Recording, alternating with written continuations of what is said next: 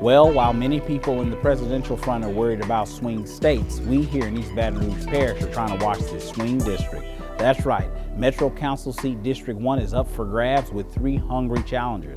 I had the pleasure of sitting down with one of their candidates, Mr. Eric Lewis, who mapped out his vision for what he views to be District 1 and his thoughts on what it would mean for this historic election if he's elected to the Metro Council.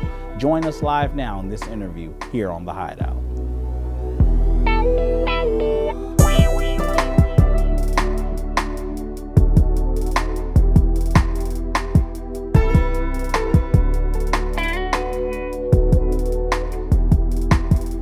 Mr. Lewis, thank you for taking time out of the busy campaign trail. We're less than 30 days out from Election Day, and I'm sure, like most candidates, you're just ready for the returns to start rolling in. Yes, sir. So tell us a little bit about yourself and what led you to run for this Metro Council district, for District 1, correct? Yes, sir. Yes, sir.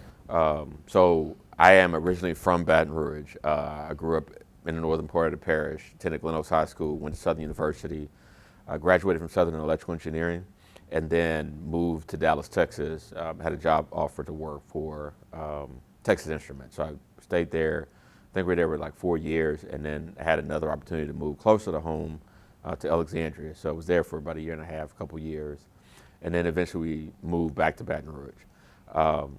And so I've been in Baton Rouge, I think since about 2002, or back in Baton Rouge since 2002, and have got actively involved in the community.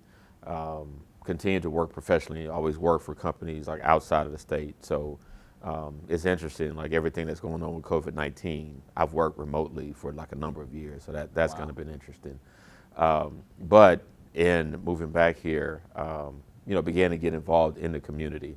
I think they changed their name now, but at that point, joined an organization called Forum 35, which is a young professionals organization. And got involved, got engaged, and then eventually began to serve on the board and then the executive board. By the same time, also helped to found an organization called the Black Chamber of Commerce, or the Baton Rouge Black Chamber of Commerce. And so between those two organizations and a few other things that were going on at the time, whether it be an organization called Austin 6 or the NAACP, just really got engaged in trying to make Baton Rouge a better place. And so I eventually started my own consulting business, which I continue to run now. And in between that, again, was working for a couple of organizations, one around school choice, and then also I launched a charter school in the Scotlandville community in 2016. So I ran that for 3 to 4 years. And then, like I said, currently I'm running my own consulting company, EFOT Business Solutions. And the reason I decided to run, if I go back to what I was saying, was that upon graduation from Southern, I didn't have job offers in the Baton Rouge community. I was engineer of the year in electrical engineering, had a 3+ GPA, and got a number of offers outside of the state. And so I took the opportunity to move to Dallas. But what's troubling to me is when I came back, and again, those organizations that I was involved in, a lot of that had to do with helping to make Baton Rouge a better place. Mm-hmm. And so here we are 20+ years later, and recently we relocated our daughter to Ohio, again for the same reason. Lack of opportunities, want to see different things. And very proud of her. I think it's important for young people to kind of see the world and spread their tentacles, but I also think it's important for us to develop the type of community that attracts young people to our community. And so as we go through this conversation, hopefully we'll touch on a lot of the reasons why I feel like are areas that we need to improve upon to help improve quality of life for everybody, so that it's a place that attracts people and we can grow and build and ensure that every citizen in this community, has a top-notch quality of life. Yes, sir. And so while, of course, you are running for District 1, for our viewers who are watching, what area does District 1 cover? So if we start at the very northern end of the parish, at the East Feliciana parish line, and then come down Scenic Highway, and so that's all the Port Hudson down Scenic Highway, and it kind of stops in Port Hudson, Highway, Main Street in Zachary, and that kind of goes over into Zachary. And then if you go down Scenic Highway, it's Baker Boulevard, somewhere up in there. So kind of like the northern portion of Baker, Cheneyville. So, and then, further east of Zachary. So we have Cheneyville and Pride. So again, along Main Street or Greenville Springs Road, or Greenville Springs Pride Road, Port Hudson Road, I'm sorry. So all the way across to Greenville Springs Road. So again, everything north there, and there's parts of Central. If you go down Blackwater Road and you go down Jewel Road to Dyer Road in that area. So again, very northern part of Central, northern part of Baker, but all of Zachary, Port Hudson, Cheneyville, and Pride. All the way to the parish line is what constitutes Metro Council District 1. Okay, well, one thing I will say that about your race for District 1 is that a lot of people see this as the swing district race, being that right now the current split always seems to be on the council, 5 African Americans and 7 whites. Of course, if you were, of course, to be elected and swing that district, it'd be an even vote 6-6. Do you give any type of thought to that as to how you single-handedly could change the entire dynamic of the Metro Council? And then with that being that it would then be 6 blacks and 6 whites, do you see yourself having to play the middleman when it comes to some of those crucial swing votes? So I think that's part of the reality. That's not necessarily what my focus is, but that is part of the reality. And so honestly, again, it would be a historic thing if we were able to win this. So it would be the first time, to my knowledge, that an African American is representing this district. What people don't know and tend to not realize is that the current sitting councilman, when he actually won this seat, was a Democrat. And then he changed to Republican. And so he's actually never had to run against anyone the last 2 times that he's run. Wow. And so that's something that I think, people tend not to recognize. And I know Mr. Welch, I've been knowing him for a while. He's a really good guy. And so I think that dynamic is part of honestly, part of our challenging concern is this perception that it's a Republican district. And I don't know that is necessarily the case.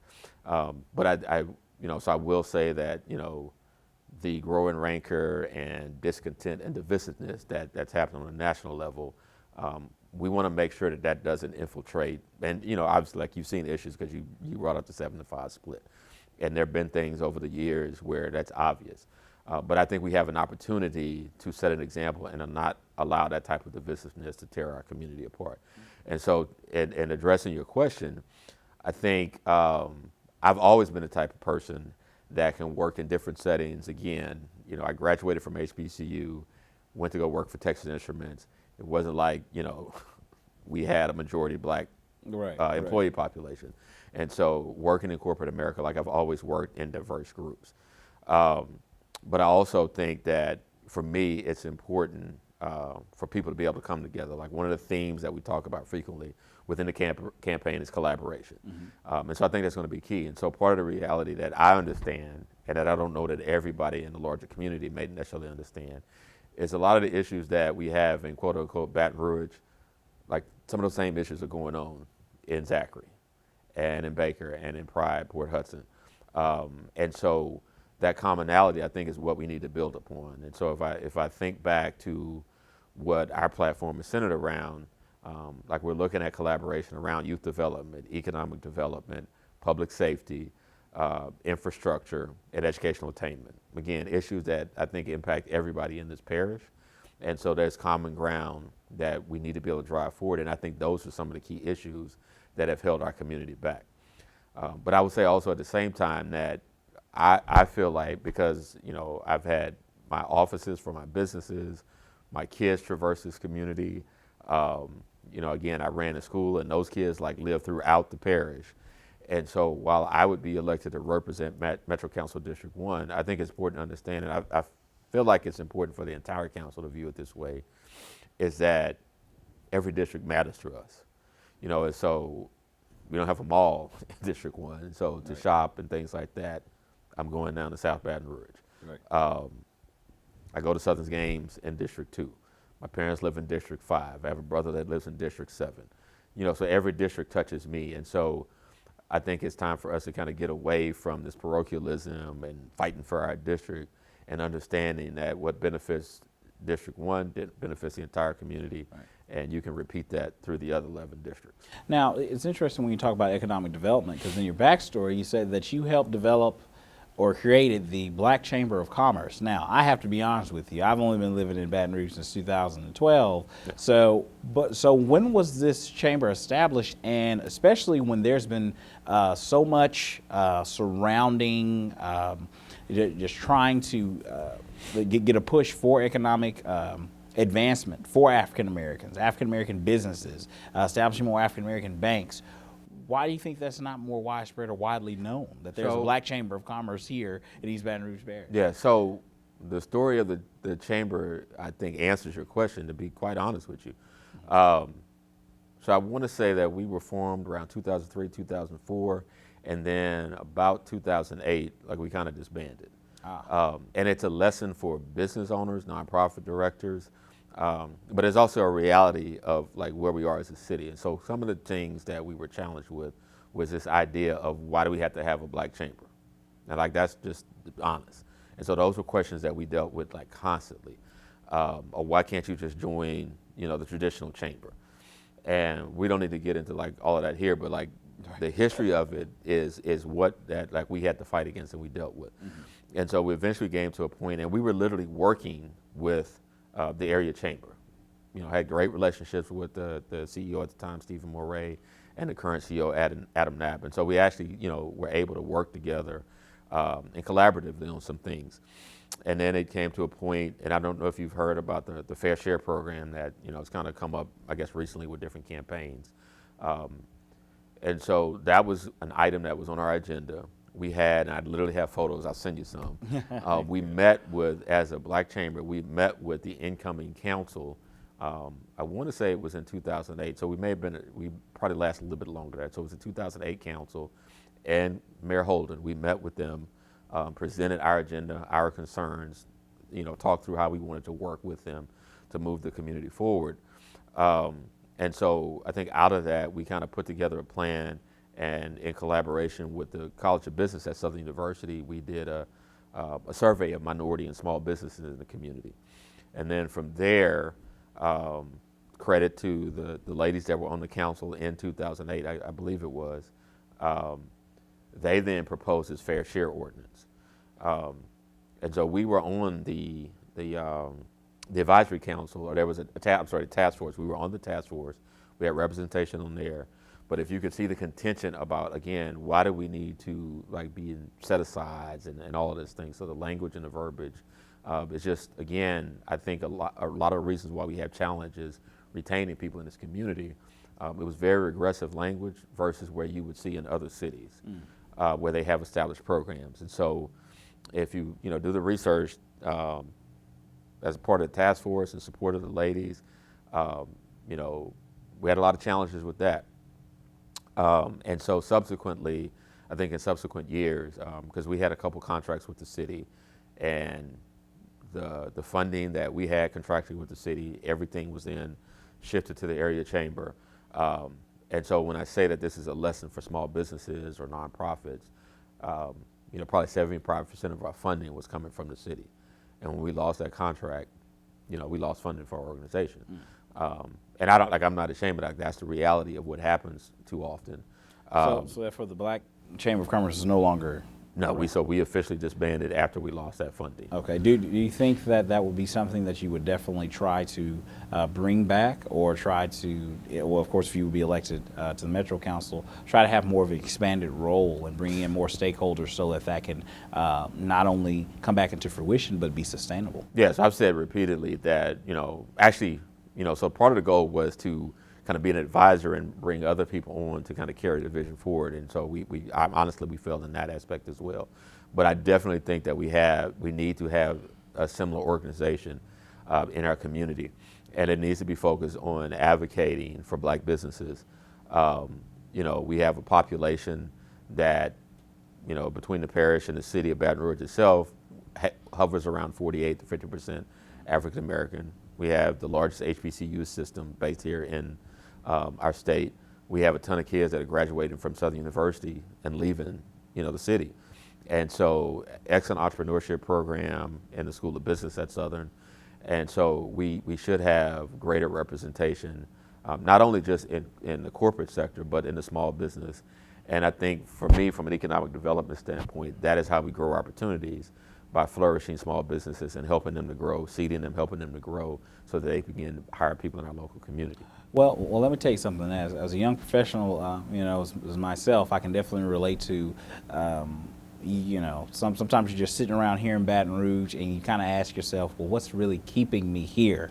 Myself and my colleagues, I can definitely relate to having to turn down many lucrative opportunities in other parts of the country because you're saying, I'm just still holding on, that something is going to be able to change here. But what would we have to do, or what would our elected officials have to do, and if elected to the council, would you be able to do to move that needle so that, like you said, those who are good enough to live here or educated here won't take all of those talents elsewhere? So I think the first thing is, like, we have to be afraid of having that conversation. And I think that's the biggest challenge that we have. And so again, if you think about the Fair Share program, there have been other things that have been proposed at the Metro Council. It's not necessarily the job of government to say, make, company X hire, certain people. But I think that as leaders in this community, like, we have to be unafraid to have this conversation and understand, like, where we are as a community. Oftentimes, the people that are leaving the city are going to places where these conversations have been had, and people are comfortable to have these conversations. I love Baton Rouge dearly, but I think that just as if we're talking about, person-to-person relationship, if you love someone, like, you're going to help them through the things that they have shortcomings in. Right. And as much as I love Baton Rouge, I recognize that we have shortcomings and there's things that we need to address that we don't seem to want to address. And so I'll give you an example. Even aside from the race issue. So, like, we have two particular zip codes that people have been focusing on for probably 10 years now, 70805 and 70802. And yes, there are things that are going on, there's things that have to stop, there's things that we need to address. But the reality is that we have pockets of poverty, we have violence, we have domestic violence, we have murders going on throughout this parish. And so we can't not keep, like, ducking off and going to suburbs, and the reality is that a lot of those things are going on in those suburbs. And so I just think that is part of the issue in our community, is that too often we have things going on and we don't want to take the covers off, and we don't want to talk about them, and we don't want to address them, and young people are getting frustrated. And so when we had the protests this summer and this spring, I think that's a lot of it, is that people want to be heard, and we're just too unwilling to hear people. Now it's interesting that you had touched on the racial problem that we have here. So you do agree that this parish does have a racial issue? Yes. Okay. Talking about having tough conversations, what is the reality of helping the city and the parish start to move past this racial issue, or do you think realistically that's just something that will always be with us? No, I think the issue is that we don't want to talk about it. Mm-hmm. Like, if we don't talk about it, it'll go away, but it won't. Right. Like, it won't. I can't speak for everybody, but clearly people feel it, they sense it. Sometimes it may be hidden or it may be coded. But if you just look at our local media, social media pages, when any issue happens, you can see the feeds of the comments that people are making, like, in this community. And so, again, I just feel like it's important as leaders of this community to have conversations that are led by the leaders, give folks the opportunity to have open dialogue, and for us to move forward. Now, but what do you say to somebody in my generation, younger or a little bit older, that may say, and let's say the election day's passed, you've been elected, and they come to your first community meeting and they say, Councilman Lewis, we've been having this conversation since 1619 about America's racial issue. When are we going to start past moving the conversation mode when it deals with the race issue in our community? So I know I keep saying this, but as someone has gone through this process, we have not had the conversations in this city. We've not. I'm just going to be honest with you. And so again, I just want to reiterate, like, in Baton Rouge's young professional organization, Forum 35, I think they've changed the name to Forum 225 now, but I want to say I was the first chair of the diversity committee, and so that wasn't in 1972. That was like in the 2000s.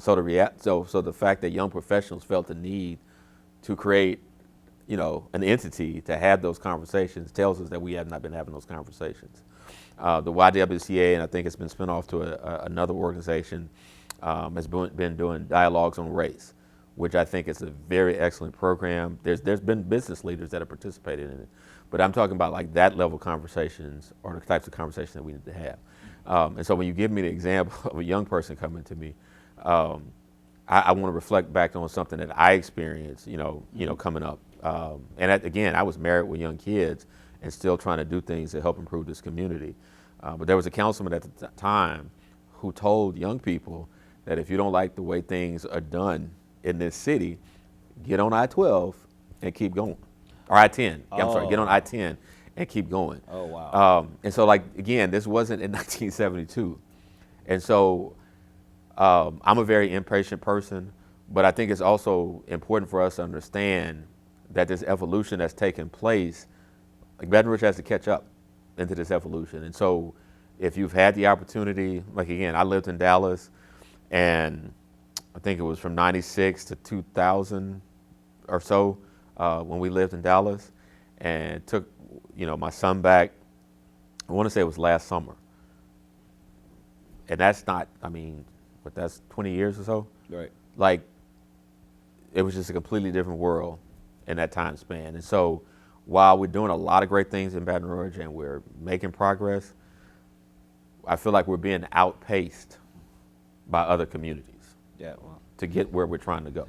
Well, I definitely would agree that you're probably not the only one on that boat who believes that Baton Rouge, unfortunately, seems to always be a day late and a dollar short when it comes to being a progressively moving city. But moving to public safety. Okay. The first question I would ask you is, how would you currently assess, first of all, the job performance of Baton Rouge Police Chief Murphy Paul, and then, of course, the East Baton Rouge Sheriff, East Baton Rouge Parish Sheriff, Sid Gaudreau? And so I'm going to answer that question, but here's the interesting dynamic. Oftentimes people have had concerns, and I get it, I understand, with the fact that we have a 12-member council that gets to make decisions or answers questions like you just asked when they don't even live in the city. And I'll be frank and honest, I don't live in the city. My church is there, my business is there. I don't necessarily have an experience one way or the other with the chief. Running the school, we have had police to help us or engage with some students on just some different things. So I don't have any direct experience. I live in Zachary. Before that, I lived in Central. But I think I've lived in Zachary the entire time that Chief Paul's administration has been in place. And so I guess my point is that when I look at public safety, again, I'm looking at it from a holistic point. And so I appreciate that you brought in the sheriff, but I'm looking at, the Baton Rouge City Police, the Central City Police, the Zachary City Police, and the sheriff. And so if I look at it from that perspective, what I do know, and again, because I lived in these different parts of our community, traversed them for business reasons or whatnot, there are different relationships that are taking place in different neighborhoods in our community. All right, so in Zachary, I may not necessarily see the police as much as in my neighborhood as I would if I lived in Scotlandville.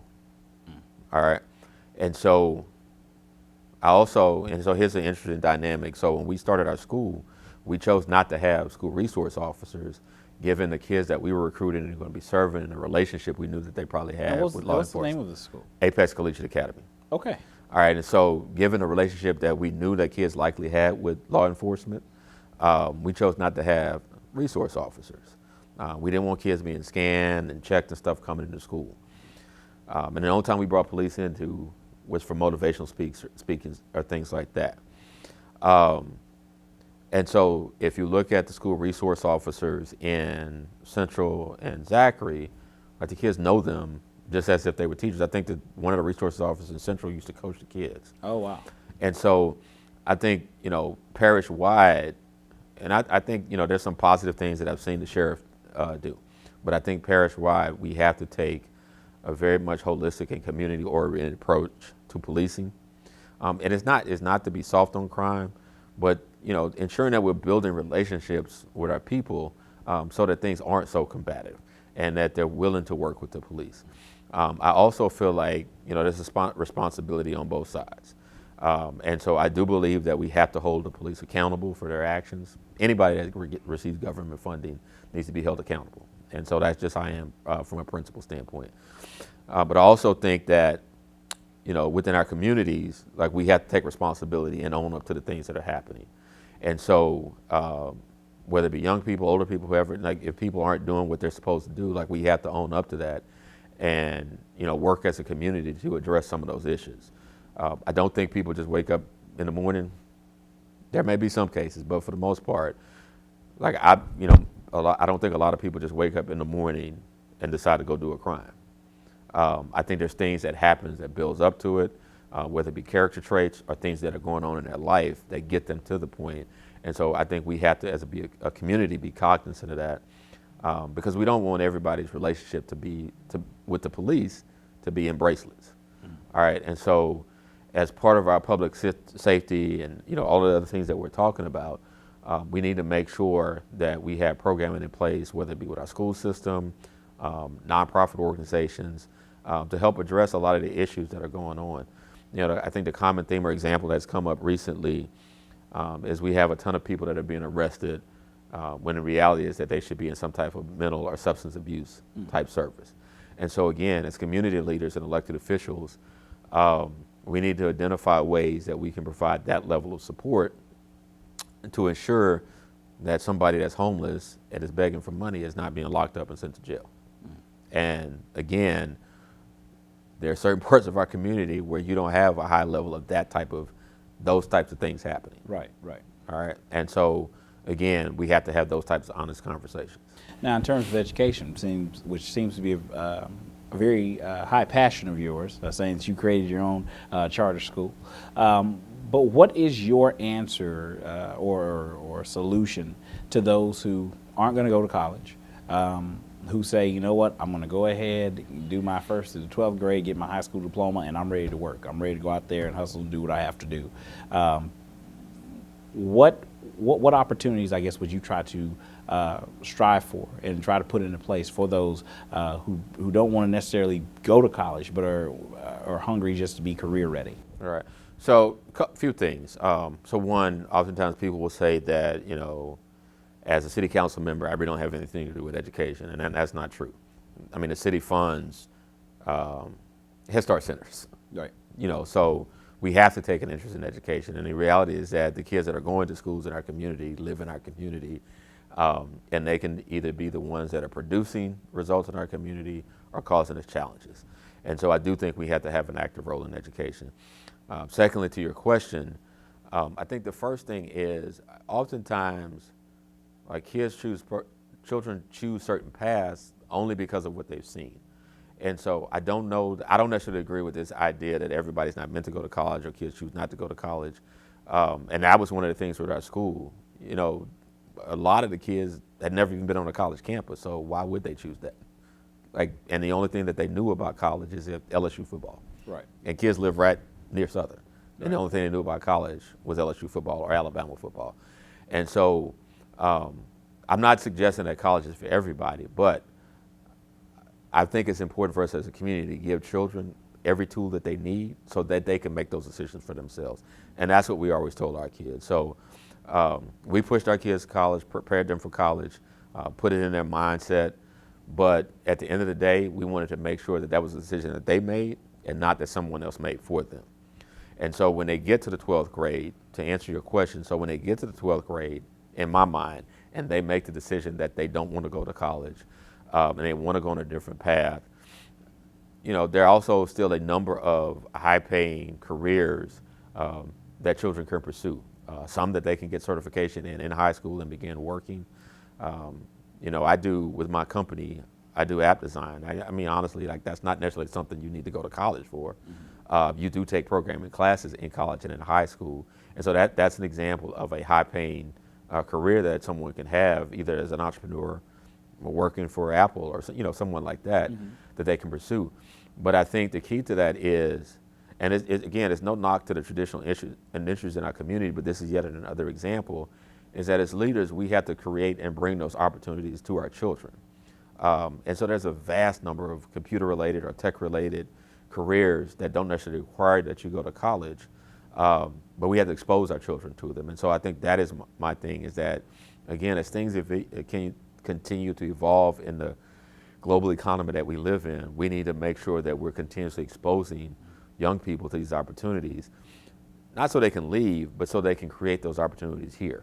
Yes. If you think about a lot of the current companies that have started, like they started in somebody's dorm room, garage, or whatnot. You're right. And so if we expose children to those opportunities, not necessarily saying the next Facebook or what have you, but like that's an example of something that just basically started in somebody's dorm room and then blew up. And so I just think it's important for us to help our children understand that they do have boundless opportunities. And on November 3rd, what is your, I guess, clarion call to those voters as to why they should make you the next councilman of District 1? So I think for me, what it boils down to is if we want to keep living this community, you know, Zachary's on an island by itself, and people had this perception about us bougie rich folks in Zachary, which is not the case. But if we want somebody that's going to bring our community together, that has experience working in Baton Rouge, has relationships in Baton Rouge, understands that as one, like we can only, you know, prosper as one community, then you should vote for Eric Lewis. But honestly, you know, from everything that I've seen, unless we want to keep continuing down the path that we've headed on, and our children just fleeing, and us propping up suburbs in this community, then I'm good continuing to be a supporter in our community. But I don't think we want to see our children continue to leave the city. And I don't think, you know, that to me, that's not a race issue. But I do think it's important if we look at the candidates and their mindset and their thought process, if we want Baton Rouge the type of city that our children will, even if they leave, they want to come back to, then we need to start putting different type of people in office.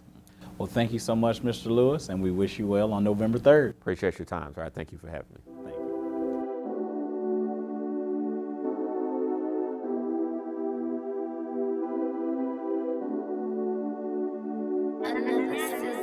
Thank you. Next